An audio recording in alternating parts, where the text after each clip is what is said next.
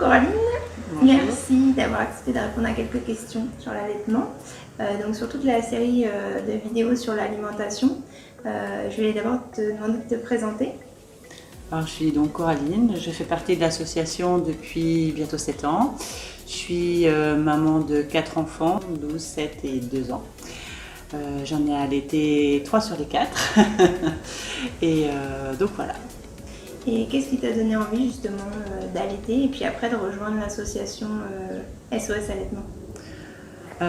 L'envie d'allaiter est arrivée dès mon premier enfant parce que ça me paraissait être le processus classique, mon projet de naissance tout du moins. Mais malheureusement, tout ne se passe pas toujours comme on veut. Et pour le premier, j'ai eu des gros soucis de santé, donc j'ai pas pu allaiter. Donc ça a été une grosse frustration pour moi. Donc pour les jumelles qui ont suivi, j'étais hyper motivée. Je ne connaissais pas encore l'association à ce moment-là. Je l'ai connue pendant une réunion de la Grande Tétée, peu de temps après leur naissance. Et puis à partir du moment où j'ai connu l'association, je ne l'ai plus quittée en tant qu'adhérente, puis bénévole, puis membre du bureau. Voilà. Et puis en plus mes filles sont arrivées un petit peu en avance, donc pour moi c'était vraiment quelque chose qui était encore un argument supplémentaire dans le fait que j'ai vraiment envie d'allaiter et que j'avais envie de leur donner le meilleur de ce que je puisse produire. Le lait, c'est le premier aliment de bébé. Est-ce que tu peux nous dire finalement en termes nutritifs quelles sont les caractéristiques du lait maternel finalement qu'on ne peut pas retrouver autre part? Eh bien déjà le lait maternel c'est le lait fabriqué pour les bébés humains, pour commencer. Donc au sein de l'association, on ne décrit pas après les laits artificiels, parce qu'on est très consciente que le lait artificiel peut aussi aider certaines mamans qui ne veulent pas allaiter par choix, et puis parfois par nécessité. Moi j'en suis la première, premier témoin, voilà. Et voilà, donc le lait maternel est déjà fait pour les bébés humains. Et puis entièrement adapté à leur morphologie et à leur système de digestion. C'est-à-dire que les protéines de lait de vache qui composent le lait artificiel, elles sont, si on prend une échelle, grosses comme ça. Et puis les molécules de protéines de lait humain, elles sont grosses comme ça. Donc elles sont plus faciles à digérer. Et donc pour le coup, elles sont vraiment complètement adaptées à la croissance et à l'évolution de l'enfant, puisqu'il il se rend en symbiose avec sa maman. Donc maman il s'adapte au bébé en fonction de l'âge. En fonction de l'âge, en fonction de son état de santé, en fonction de la température, en fonction des microbes qui sont dans l'air que maman a pu attraper. Voilà, donc c'est vraiment le moyen d'alimentation qui répond aux besoins à l'instant présent, à ce moment de la journée, à ce moment du mois, à ce moment de la vie de l'enfant. Ok. Pour la maman, puisque c'est la maman qui produit le lait finalement, est-ce qu'il y a des choses que la maman doit manger ou ne peut pas manger, puisque c'est elle ensuite qui va finalement par intermédiaire donner au bébé? En gros, on reprend les mêmes principes que pendant la grossesse, on reste sur le même régime alimentaire, à part les cas de diabète gestationnel, mais c'est-à-dire qu'on mange ce qui nous fait plaisir. Et après, c'est juste une question de bon sens. Si on mange une grosse raclette la veille et qu'on voit que le bébé se tortille un petit peu le lendemain et 2-3 jours qui suivent et pas forcément super bien, donc peut-être il faut lever le pied sur le fromage. Si on mange beaucoup de crudité aussi, et que voilà, c'est en fait on mange ce dont on a envie, ce qui nous fait plaisir, et on réagit en fonction des réactions que le bébé a. À part manger un gros bouquet de persil, qui est un aliment qui coupe le lait, donc c'est aussi une façon de couper son lait naturellement, il n'y a pas de contre-indication, hormis effectivement tout ce qui est alcool. Ouais. Donc il y a la catégorie des choses dangereuses, un peu comme pendant la grossesse, et puis juste le persil si on ne veut pas trop couper la lactation. Voilà, tout à fait. Et sinon après on est à l'écoute de bébé selon lui, comment il se sent dans les heures qui suivent ou le lendemain, voilà, s'il y a un changement. Après, il y a des aliments qui peuvent aider maman à sa production de lait, que ce soit au début, pendant, voilà, même sur du long terme. Il y a des aliments galactogènes, donc qui aident à la production de lait. Alors, ce que je dis, l'apéritif idéal pour les mamans qui allaitent, la petite bière sans alcool, avec son petit pot d'amandes grillées, c'est parfait. En termes de santé, en fait, on sait à quel point l'alimentation, ça peut être lié à la santé, et c'est particulièrement vrai pour l'allaitement maternel. Est-ce que tu peux nous parler des vertus du lait maternel en termes de santé du coup? Alors déjà, il faut savoir qu'une maman qui va allaiter pendant un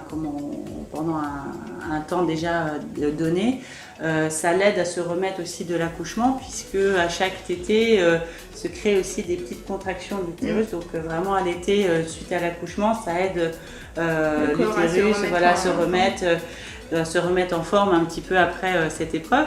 Et puis, il y a de nombreuses études qui prouvent que des allaitements longs permettent d'endiguer, tout du moins d'aider à se parer contre le cancer du sein. Mais voilà, ça diminue les risques de cancer du sein. Et puis après, le lait maternel pour bébé, c'est un peu un alicament, comme on dit. Alors ça le nourrit évidemment. Pour les bébés qui ont tendance à faire des reflux, ce n'est pas à cause du lait qu'ils font des reflux, c'est juste à cause d'un problème de maturation du système digestif. Mais l'avantage de prendre d'avoir du lait maternel, c'est que elle est plus facile à digérer, et puis en plus il va protéger toutes les muqueuses qui parcourent son organisme, et pour le coup, même s'il a des reflux, ils seront beaucoup moins douloureux qu'un reflux sur un lait artificiel. D'accord. Après, c'est aussi pour soigner les petits bobos, c'est génial. Les mamans qui peuvent avoir des crevasses peuvent se soigner avec un pansement au lait maternel. Oui. On peut mettre quelques gouttes de lait maternel dans les yeux de bébé, alors du lait frais évidemment, pour nettoyer les petits cacas qu'il peut y avoir dans les yeux, et voire même en première intention, en cas de conjonctivite, début de conjonctivite, mettre du lait maternel, puisque c'est un produit qui est antibactérien et donc qui aide à guérir, cicatrisant. On peut en mettre dans les oreilles, et puis le mouchage du bébé peut très bien se faire aussi avec du lait maternel. Ça, il y a le lait une fois que c'est mis en place, mais même dès les premières heures, finalement, quand on a le colostrum et les premiers jours à la maternité, finalement, même quand on a un allaitement très court, on peut quand même donner une petite aide au bébé. De toute façon, chaque allaitement, même la première tétée d'accueil, est un bonus pour bébé, parce qu'effectivement, le colostrum va vraiment aider au bébé à se purger de tout ce qu'il a bu pendant qu'il était dans le ventre de maman, et ça va vraiment lui, c'est un concentré d'énergie et de bonnes choses, de gras, etc., pour vraiment bien se remettre aussi de la naissance, parce que c'est aussi un marathon pour l'enfant, et ça permet d'apporter les anticorps que maman a pu produire à bébé, de le mettre dans sa petite bulle, un petit peu de protection pour tout ce qu'il peut y avoir comme petites choses indélicates qui viennent de l'extérieur. Bien sûr. Pour les personnes qui nous regardent, donc qui démarrent leur allaitement ou qui sont encore enceintes, qu'est-ce que toi tu aurais aimé qu'on te dise finalement quand tu as démarré ton allaitement qui aurait pu t'aider particulièrement? Alors, j'aurais bien aimé qu'on me dise, je le répète souvent maintenant aux futures mamans, allaiter c'est naturel, oui. Mais c'est pas forcément inné, parce que nous ne sommes plus des animaux qui vivons tranquilles dans la forêt. Donc c'est important d'intégrer l'allaitement à notre projet de naissance, parce que ça fait partie du projet. Il faut que papa soit aussi intégré dans ce projet de naissance, autant dans l'allaitement que dans le reste. Et voilà, donc pas hésiter à s'entourer des personnes positives qui vont nous apporter les bons renseignements, s'informer un petit peu partout, faire sa petite tambouille, et puis après beaucoup écouter son bébé, les besoins de son bébé, et s'écouter, et puis faire fi des personnes qui vous disent tu allaites encore, mais il est tout le temps au sein, mais il mange tout le temps, etc. Donc vraiment, il faut vous mettre dans cette bulle, et papa est bienvenu pour nous aider à rester dans cette bulle, pour vraiment être bien en symbiose avec notre enfant. Donc c'est vraiment important de s'aider, de s'écouter. Et accepter du coup que pendant un petit moment c'est la phase d'apprentissage et que donc il y a des hauts, des bas jusqu'à trouver l'équilibre avec bébé. Tout à fait, c'est d'autant plus que chaque enfant est unique, même au sein d'un même accouchement. Moi j'ai des jumelles et chacune mes 2 filles a été unique dans son allaitement, a tété différemment, à des heures différentes. Et donc c'est une nouvelle aventure à chaque enfant. Donc bon, alors évidemment on est un peu plus aguerri au deuxième qu'au premier, mais quelquefois c'est tout à fait différent entre le premier et le deuxième. Donc voilà, donc il faut vraiment bien garder ça en tête aussi. Et puis les premières semaines, nous apprenons à allaiter, mais bébé aussi apprend parce que c'est quelque chose d'inné, mais ça demande quand même un certain temps d'adaptation pour cet enfant aussi. D'accord. Voilà. Après, les questions finalement que quand tu es dans l'association, quelles sont les questions les plus fréquentes finalement, ce qui pourrait aider majorité les mamans?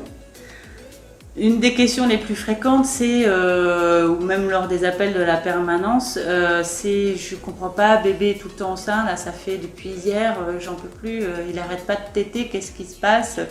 Et là on demande à peu près l'âge de l'enfant et quand on tombe sur la règle des 3-6, à savoir 3 semaines, 3 mois, 6 semaines, 6 mois, eh bien il y a un pic de croissance. Donc ce fameux pic-là déstabilise beaucoup quand on n'est pas au courant qu'il existe, oui. Qu'ils existent, parce qu'il y en a plusieurs. Et voilà, donc savoir que ces pics arrivent à peu près voilà, dans la règle des 3-6 et que c'est juste un moment où bébé envoie un signal à maman pour que la composition de son lait change. Parce qu'il a grandi, parce qu'il évolue, parce qu'il va essayer de se mettre à 4 pattes ou se retourner, donc il a besoin de plus de protéines, ou alors il est en train de réfléchir à comment je vais faire mes premiers balbutiements. Donc là, c'est plus besoin de plus de gras parce que j'ai besoin de construire mon cerveau. Et tout ça, ce sont des signaux qu'il envoie à maman. Et donc ces pics de croissance sont effectivement, a priori, d'après ce qu'on peut en comprendre, c'est des signaux qu'il envoie à maman pour que la composition du lait change. Donc il y a ces petits pics là qui sont importants à connaître et qui mettent un petit peu des mamans des fois dans des états assez émotionnellement compliqués. Et puis le deuxième gros pôle de questions qu'on peut avoir, c'est au moment de la reprise du travail, savoir comment s'organiser parce que les mamans, certaines souhaitent continuer à allaiter à la reprise du travail. Donc savoir comment fonctionne un tire-lait, si on a la possibilité et la chance de pouvoir tirer son lait au travail, et puis sinon comment on peut faire autrement si on ne peut pas. D'accord. Et je crois que tu as une petite astuce pour quand on commence la diversification. Oui, alors quand on a commencé à tirer son lait, qu'on peut en avoir mis un petit peu au congélateur, alors moi déjà je les congèle dans des petits sacs à glaçons, ça permet d'avoir des petites portions vraiment faciles à décongeler, hyper rapides à décongeler. Et puis sinon avec du lait frais, effectivement, alors pour les bébés qui sont au biberon, on vous dit de mettre de la purée dans le biberon pour qu'ils commencent à appréhender les goûts. Bon, les bébés allaités, on commence déjà à connaître un peu les goûts à travers le lait maternel.